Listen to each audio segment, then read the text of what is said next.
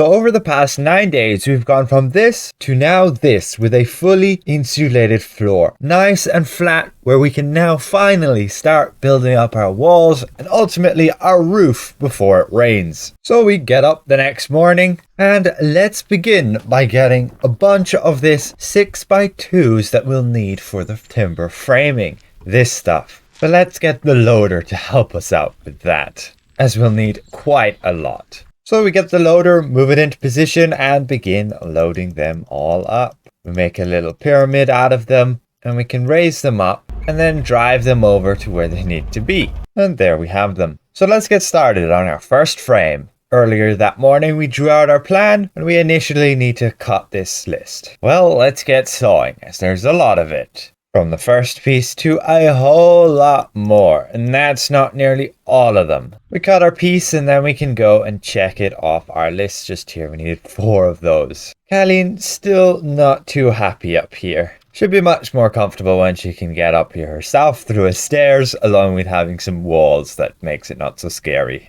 We can then begin laying them out how they're going to be in the timber frame. Should have taken a few extra pictures, but you can see how it's going to look like. We have it all nicely laid out, and the next step is to hammer it together. Now I made a mistake with these pieces of wood by actually cutting them 10 centimeters shorter, so I had to get a bunch new ones. It's annoying, but I will need those pieces of wood anyway for like noggins, etc. Lots of places that will be used. Well, let's get started by whacking this thing together. We get our hammer and we're gonna need a lot more than just these nails. Oh well, we drive in a whole load of nails, getting the frame together, putting in the more noggins there or struts, and finally getting it propped up. And now it looks like so. Thank you to the guys who helped me lift this thing up like there. I could not do it by myself. It's a little bit too heavy. But there we have it. One of the strut walls in place. You can see the massive windows are going to go just there in those big kind of square rectangular places, with this just being the door here that's going to lead out onto the decking. I'm pretty impressed with the scale. It does seem bigger than it is on plans, that's for sure, but I'm definitely happy with the size. It just makes it a little bit more challenging. So from there we need to make a support for the rafters on this old roof. We're going to have them at the very peak there. So we draw up a quick plan getting our measurings, and we get this piece of wood which is a 9x2 and put essentially some supports in it like so, and get them nailed together, and we gotta haul that thing up there. Again, I needed a little bit of help, but we get it up and then we gotta tie it down with some hefty nails. We don't want that piece of wood moving anywhere once it's holding the whole roof. So the next step was to get our rafters, these things, and they're only 7.2 meters long and we need them nearly at 9 meters. So we extend them by 1.5 meters with like this piece of wood, and then you can see having a 50 centimeter overlap. Some experts would say you need more, but we just whack them together with some nails just there and that should hold it well enough. We aren't going to span that far, at least until we get our support wall in the middle up, but for now it will hold. And we cut a notch just in there and then lift the rafter up and in place just there. We got the second one up as well with a strut or noggin in between them to hold them in place. But that is my work done for day 9. The next morning you can see we've gotten this far. A bit of a mess on the floor there. Well, we got a third rafter up then as well. We got to do a lot more of them. It is pretty tricky to get them up there by myself, but it is doable. So now we got to measure some more 2-meter extensions for our rafters, getting our nice squared up line there, and then cutting it down to size. Since we need a lot of these, we can just pre-cut like 9 of them. And then again going through the same process of overlapping it with the rafter and hammering it in place. And then we gotta go and measure for that notch, drawing our line there, measuring how deep it would be with that ruler, and then very handily, since it's 45 degrees, we can just use the angle on this to mark out our notch. Marking out the top here as well, just to make it a lot easier to see while cutting. We then get our saw and we can cut it down the middle first, and then awkwardly cutting it at the angle like so. Still doable though. And that plops out one of the sides, and we do the same on the other side as well. And that gives us the nice notch that will add to this whole support of the rafter staying in place.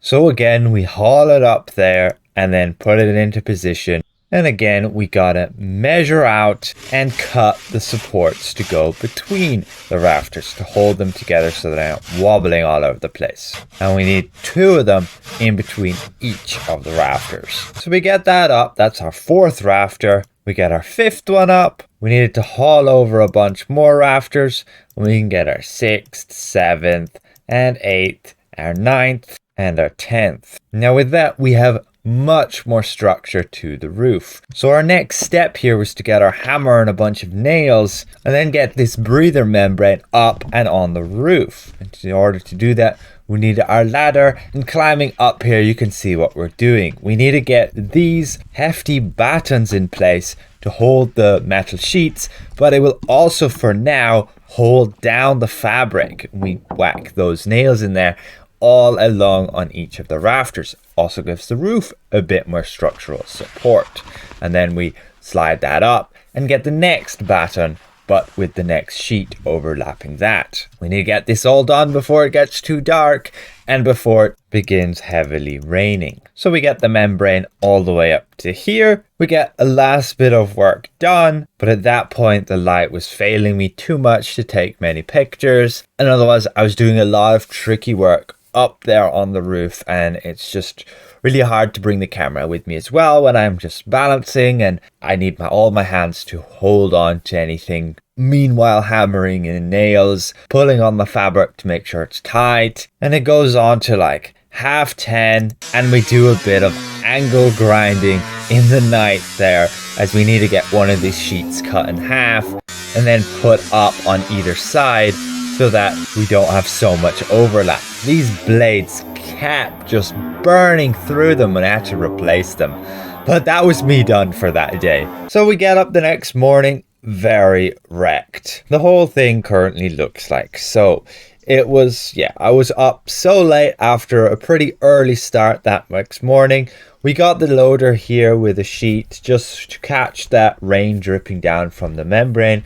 We did the same on the other side. This sheet angled up again so that the rain coming down, especially the rain coming at an angle since the wind blows from the southeast there, and it should catch the majority of the rain and flow down this side and get caught in that gutter to flow down there.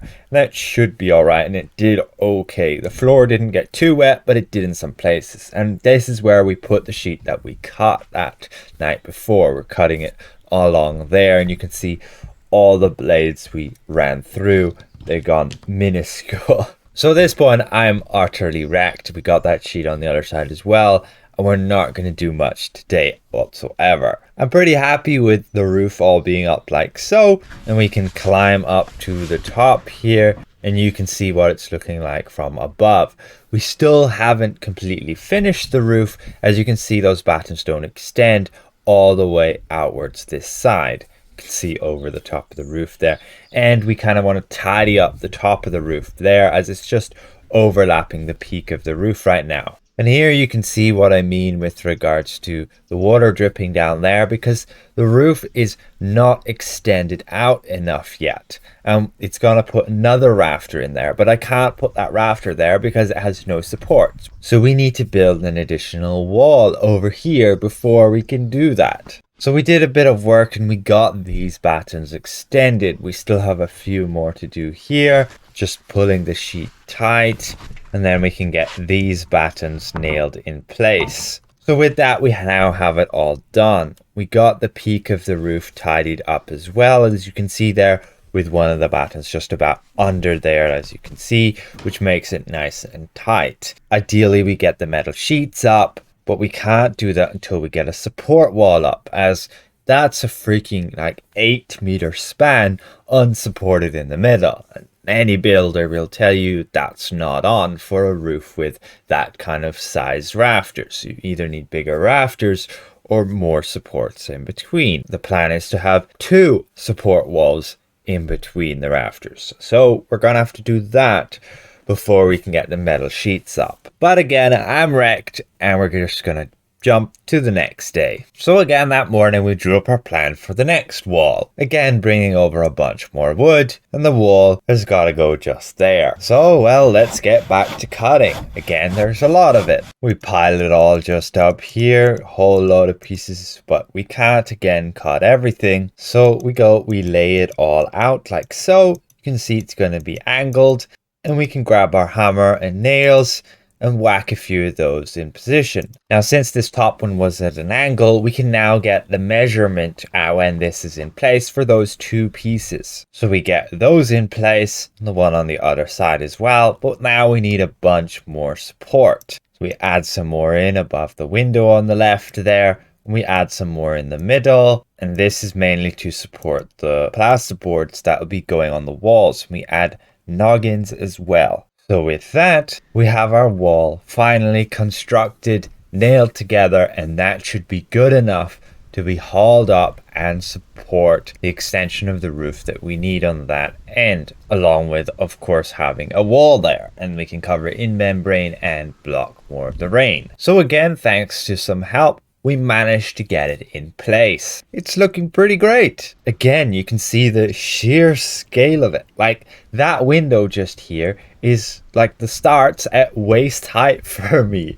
It's huge, this place. Again, bigger than expected. We screwed this wall together there, and that makes it just not to fall out. And we did use so many freaking nails, but we need some more now, as we're going to have to tap this in place here so that it isn't sliding anywhere. So our next step is to go and get those noggins for the additional rafter to go on the end. We're going to put these noggins in a bit like a ladder, which will then support that rafter that's going to be hanging on the outside, so we can get like an eave of our roof. So again, we need a whole bunch of those. I believe we cut like 10 of them, and so they got to go up and along here. We get 1 of them up like so. We get 2 more, and you can see what I mean. How this wall supports those, which then is going to support that board on the outer side, the rafter. So the next step is to get that rafter up there, and this is going to be really challenging by myself. But we're not going to use the hammer too much. We're going to use the screwdriver, and we got to get this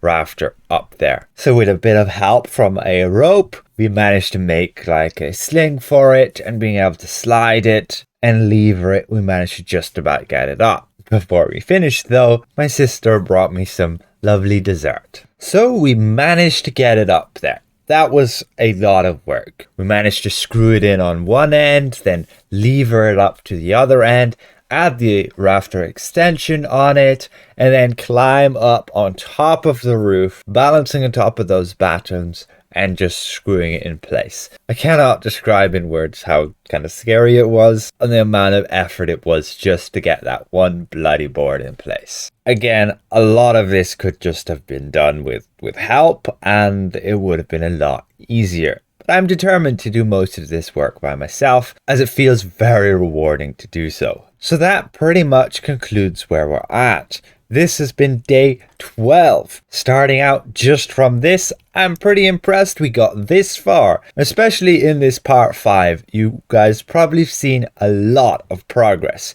But that is 4 days work. Okay, not really, because day 11 I was wrecked and only did a little bit of fixing up on the roof. But otherwise, there was a lot of long days for me, going from early in the morning to as far as I could late in the night, so that we still have a little bit of light still to work. And on that 10th day, we even pushed it further because it was raining and we really needed to get the roof up ASAP to prevent our floor getting too wet, to prevent our insulation getting wet. Now from here, well, we've got to put in the wall on the other side still, and we've got to put then a wall in the middle, at least one wall in the middle, to make me happy so that that roof isn't sagging. And then we can put the metal sheets up, and then I probably need to get some more wood to put the rest of the internal walls so that we can have our bathroom, we can have our storage room to separate off from the main like living room. Pretty exciting moving forward. Still a lot of work to do, and it can be a little bit daunting to look ahead at the amount of stuff I still have to do. So I generally just take it a step at a time, and it's very satisfying to just do these small steps, which definitely look pretty impactful when you're putting up a whole freaking wall. It's getting there, slowly but surely.